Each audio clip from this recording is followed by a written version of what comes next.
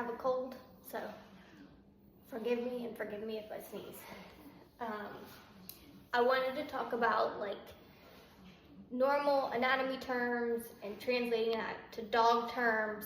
I was gonna post some videos over the next few days of my dogs. So, you know, kind of going over their fronts, just starting with fronts, we can work on rears later. And then everybody can have a group discussion, because I think we all have different opinions on what we like, what is correct, but just understanding the terminology and actually what different people are looking for can be helpful. So this dog does not have a perfect front. She's a 10-year-old dog. She does have a wide front, but there are, some flaws to her, but she's a good model, so we're gonna use her. She has nice depth of chest, so when you put your hand here, there's a lot of muscling. Her sternum, which is this point right here, sticks out a little bit further than the start of her humerus. So when you're looking at it from the side, as I say, the dog has nice fore chest. Her legs are straight when you're looking at them from the front. She has bladed bones, so when you're feeling the bone, I have help. Don't knock that over. Don't knock that over. Thank you. Oh, sorry, baby. When you feel the bone, like this front part of the bone is narrow and then it kind of tapers back and it's wider from the side than it is from the front. Okay.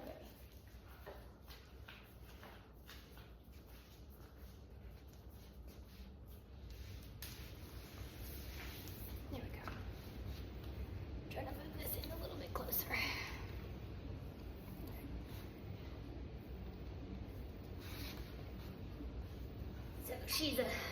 We've volunteered her as tribute to show the bones. So when they talk about the standard for silkins, and we want this in Borzoi too, but I'm mainly gonna be talking about silkins, they ask for, a nicely muscled neck that kind of tapers down into the shoulders. So when you're feeling the neck, there are some necks that just stay narrow all the way, and then you hit, this muscle of the shoulder right here, and there's no, they don't go like that, they just kind of go like that, and they just kind of are stuck into the shoulder. So when you're feeling, you want to feel that and feel that it kind of flows, and there's muscling here into the shoulder. The shoulder is the scapula, and the scapula in dogs is a flat bone, just like it is in people. This is my best rendering, like following along her muscling. And the spine of the scapula, you can feel it sticking out, so you'll feel like a little edge here. It kind of makes a divot here, and then you can feel along the spine of the scapula. And so the two scapula, where they come together, is what we call the withers. And the standard asks for fine at the withers. So the top of each scapula, some dogs have a lot of muscling there, but basically you don't want to be able to put, 4 fingers between the scapula. You just want to be able to put a couple fingers. So that would be considered fine at the withers. That's a horse term.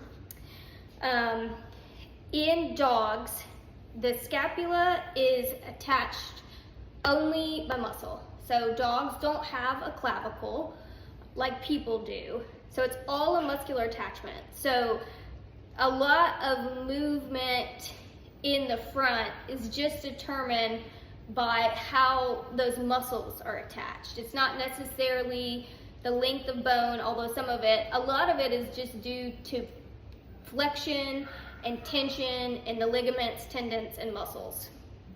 So we follow, and this is the head of the scapula, and the scapula attaches to the humerus. And so the humerus in dogs is called the upper arm. And when we're looking at it from the side, this point of the humerus here, we want it to be behind the point of the sternum. So they have a little bit of forechest. You know, if this is all tucked back in, then they're probably hollow in the front. When we say nice shoulder lay back, the shoulder comes back, it's not straight up here. And then when they say return of upper arm, this humerus is long and it falls back under the dog. So she has a straighter upper arm. So the point, you know, the top of her scapula comes back a little further than the bottom of her humerus or her upper arm. So the humerus comes down, it attaches it into the olecranon, which is this point here. So the humerus actually ends here, and this bone you feel right here is the top of the ulna. And so it attaches down, that's the upper arm, and then you go down. This is going to be your radius and ulna. And then we talk a lot about pasterns in dogs. So the pastern is actually the carpal joint or your wrist joint. Dogs have really long metacarpals, which would be your hand bones. So when they say, you know, a dog breaks at the pasterns, then when they put their legs out, instead of flexing like this, it's kind of bent like this. So they're kind of floppy, or bends at the pasterns like that instead of, you know, moving it out straight. And when someone says a dog moves from the elbow versus moves from the shoulders, when they're extending like this instead of reaching out. You don't want to do it. It's hard to do with one hand, you know, instead of reaching out from this shoulder here. So instead of stretching out. And then when they say that they have weak pasterns, not just talking about this joint, but they're talking about this area. So these actual metacarpal bones, there's a lot of flex in the ligaments here. So a dog with weak pasterns would be kind of flexed down like that. And a dog with really straight pasterns, or what they call knuckled over, kind of looks like that, or, you know, straight pastern like that. So we want a little bit of bend, but we don't want it like down like a German Shepherd, and we don't want it knuckled over.